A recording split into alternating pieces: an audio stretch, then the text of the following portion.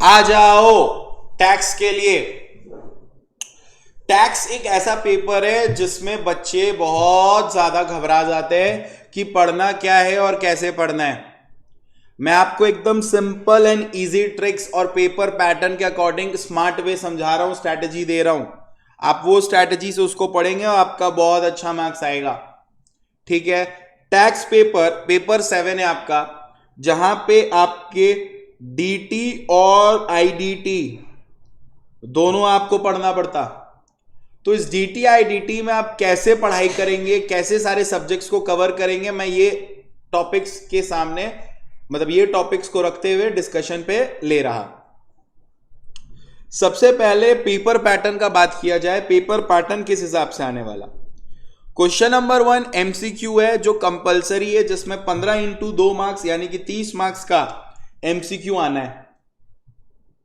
अब ये एमसीक्यू करने के लिए आपको अपने सिलेबस का ऑल कवरेज करना है। जब तक आप पूरे इंटायर सिलेबस का कवरेज ना कर ले then it is very much दिक्कत वाला चीज कि आपको एमसीक्यू में थोड़ा प्रॉब्लम हो सकता है। अगर मेरे कुछ भी वीडियोस आपको हेल्प कर रहे हैं एंड यू वांट कि मैं एक टॉपिक पे डिस्कशन करूं तो आप जरूर कमेंट में बताइएगा, मैं जरूर डिस्कस करूंगा आपके साथ। ऑन द कॉन्ट्रेरी मैं एक और चीज बोलना चाहता हूं कि आप जब तक फुल सिलेबस कवर नहीं करेंगे आप एमसीक्यू में थोड़ा दिक्कत आपको देगा। बिकॉज एमसीक्यू कोई थ्योरी सब्जेक्ट्स की तरह नहीं पूछा जाता। ठीक है कि हाँ हम ये थ्योरी पढ़ लिए हो जाएगा। Basically on your logical sense जब आप यूज करके टैक्स के सारे कंटेंट पढ़ते हैं then you are capable enough to solve this MCQ paper, मतलब एमसीक्यू का जितना सवाल है।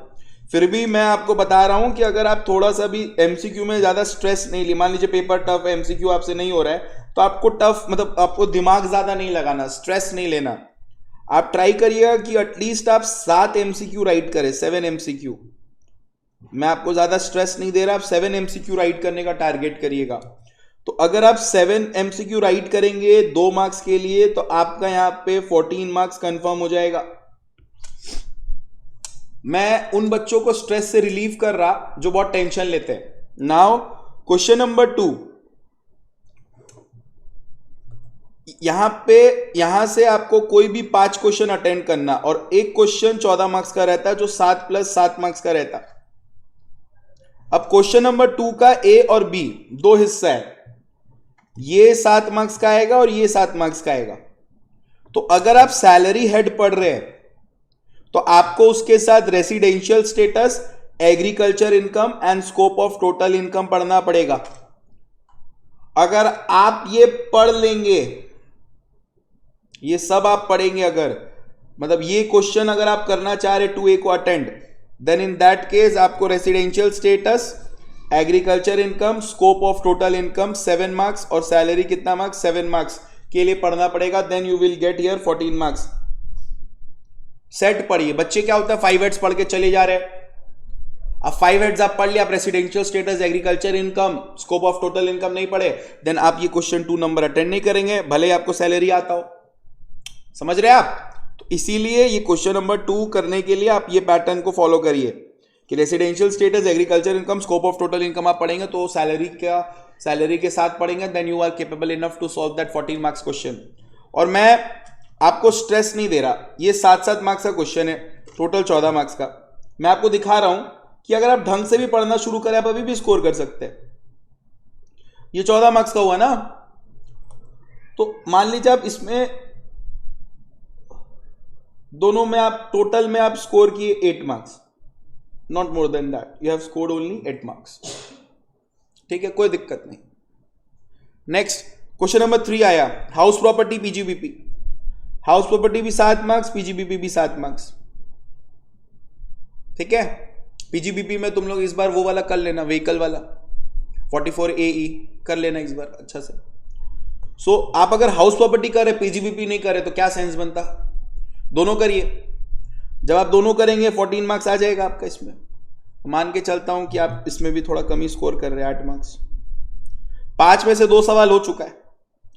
अब कुछ बच्चे हैं कैपिटल गेन उनको दिक्कत हो रहा है, तो कैपिटल गेन नहीं पढ़ रहे हो तो उसके साथ साथ इनकम फ्रॉम अदर सोर्सेज भी मत पढ़ो। ठीक है, और deductions, total income, tax liability, ये कैलकुलेशन होता है क्वेश्चन नंबर 5 में।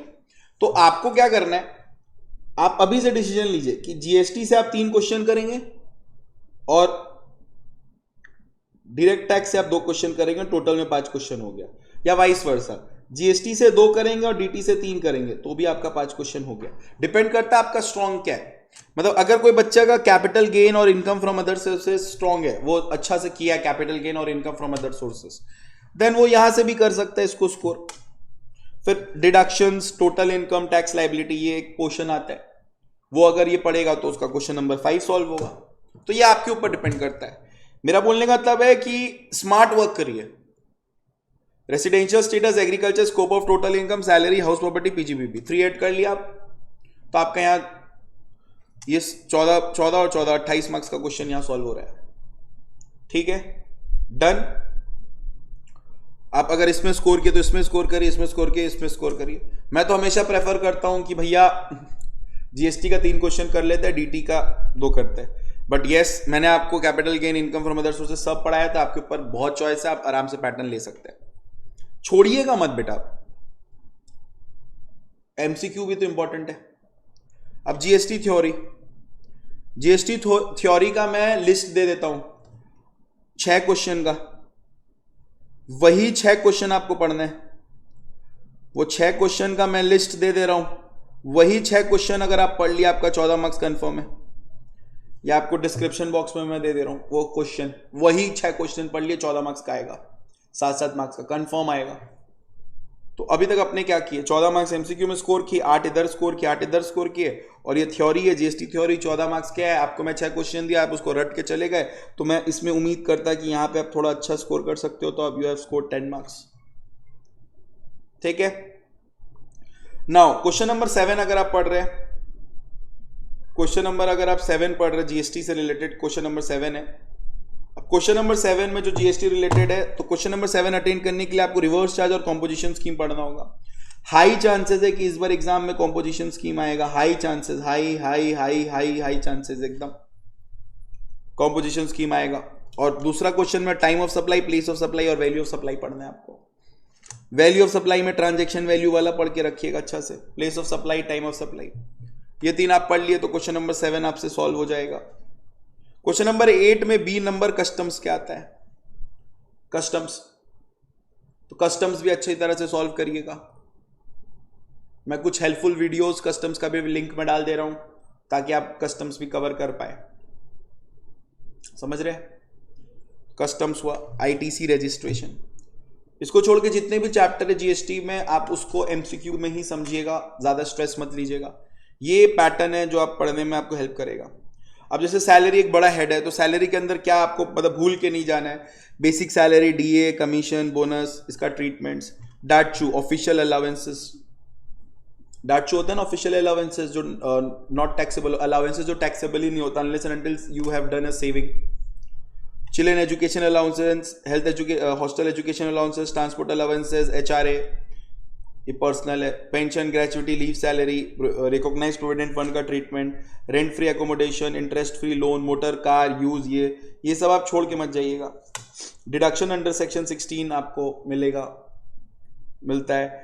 115 बीएसी में सैलरी के अंदर क्या क्या डिडक्शन नहीं मिलेगा ये मैं लिख दिया हूं। ठीक है, मतलब ये सारे जितने भी आपने अलाउंसेस पढ़ा, चिल्ड्रन एजुकेशन, ये सारे टैक्सेबल हो जाते हैं। सिर्फ 4 चीज़ टैक्सेबल नहीं होते अगर आप 115 बीएससी में ऑप्ट करते हैं, ट्रैवलिंग, डेली, कन्वेंस, ट्रांसपोर्ट। ठीक है, पीजीबीपी में ये सारे सेक्शंस आप छोड़ के मत जाइएगा, इस पर ध्यान दीजिएगा, पढ़िएगा।